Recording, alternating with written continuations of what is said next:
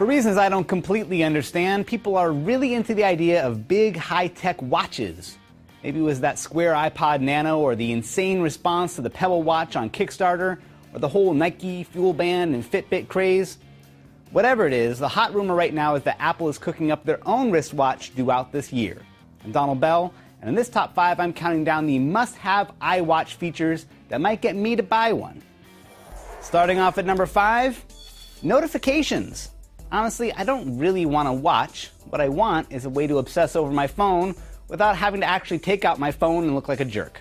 I want to be able to screen calls, read text messages, see upcoming appointments, and I want it to blink and buzz a lot so that everyone thinks I'm important. Number 4 is a little bit gross, but it's got to be sweat resistant. In fact, they can make this whole thing waterproof by going with wireless charging and sealing the whole thing up. Even better. All I know is that if this thing can be undone by a workout or a careless hand washing, it's too fragile for me. I need my pointless status symbols to be military grade. At number 3, connectivity. Controlling music playback on my phone or iPod is the least it can do. I want it to control Apple TV, AirPlay speakers, keynote presentations, talk to Siri, maybe even turn on the lights in my house.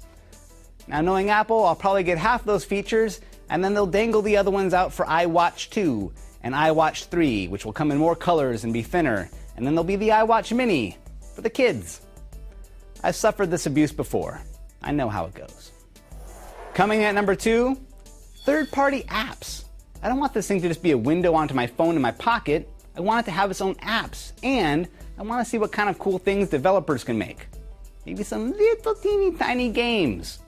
I mean, it'll take some pretty tough design restrictions to keep designers from going off the rails, but Apple, more than anyone else, has shown that they can really crack the whip to enforce app quality. Now, before we get to number 1, let's take a minute to consider all of the features that the iWatch doesn't need. I mean, really, if this thing is like an iPhone companion device, why not let the phone in your pocket do the heavy lifting? That means no GPS, use Bluetooth 4.0 instead of Wi-Fi or 4G, no headphone jack, no pedometer, no quad-core processors, and most importantly, no offensively high price. I mean, who the hell really needs a smartwatch? Make it low-tech with the low price and put the emphasis on apps and design. I mean, I know it's Apple, it's not going to be cheap, but don't make me have to explain dropping $400 on an iWatch to my wife. It sounds ridiculous. Alright, and now the number 1 thing that Apple's hypothetical iWatch is going to need if they're going to get people to re-embrace the watch: long battery life. Man, I have enough crap that I need to charge every day. I don't need to add a watch to the list. Now, Apple has shown that they can pull off some miraculous battery life with products like the iPad, but there's no way to cram a giant battery into something small enough to fit on your wrist. Well, maybe if it was like a Nintendo Power Glove kind of thing. That would actually be pretty badass. But a solar panel on there for charging, a couple laser pointers, chick magnet. So there you go. Those are the 5 features an Apple iWatch would need to have to keep me interested.